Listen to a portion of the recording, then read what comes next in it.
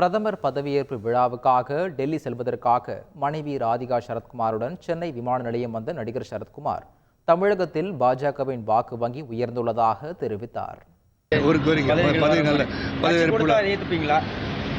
அது முதல்ல பதவியேற்பு முடிஞ்சு நல்லா நிம்மதியாக திரும்பி வந்தோன்னு பேசுகிறேன். பாஜக ஓட் பேங்க் மற்ற கட்சிகளுடைய ஓட்டுனால தான் ஏறி இருக்கு அப்படின்னு சொல்லிட்டு காங்கிரஸ் மற்றும் திமுக அவங்க நின்ன தொகுதியை பாருங்கள், அந்த தொகுதியில் மட்டும்தான் அவங்க பர்சன்டேஜ் கொடுத்துருக்காங்க. இல்லை 40 தொகுதிக்கு அவங்க பர்சன்டேஜ் கொடுக்குறாங்க. அதனால் நிச்சயமாக அது உயர்ந்திருக்குன்னு அறிக்கை கொடுத்துருக்கேன். நன்றி, வணக்கம். பின்னலாடை துறை வளர்ச்சி பெற தேவையான பணிகளை எம்பியாக தேர்வாகியுள்ள சுப்பராயன் மேற்கொள்ள வேண்டுமென தொழில்துறையினர் வேண்டுகோள் விடுத்துள்ளனர்.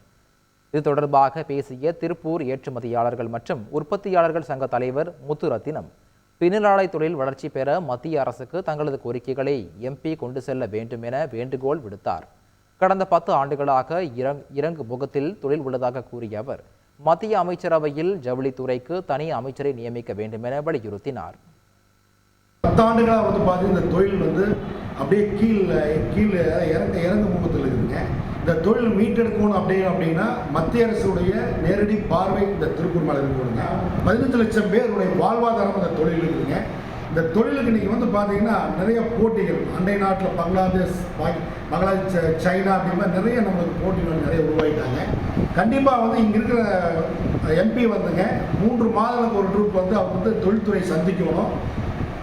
திருப்பூர் தொழில்துறை கூட்டமைப்பு உருவாக்கி அவர் தலைமையில் இந்த தொழிலை நம்ம தேவைகளை கொண்டு வர ஈஸியாக இருக்கு.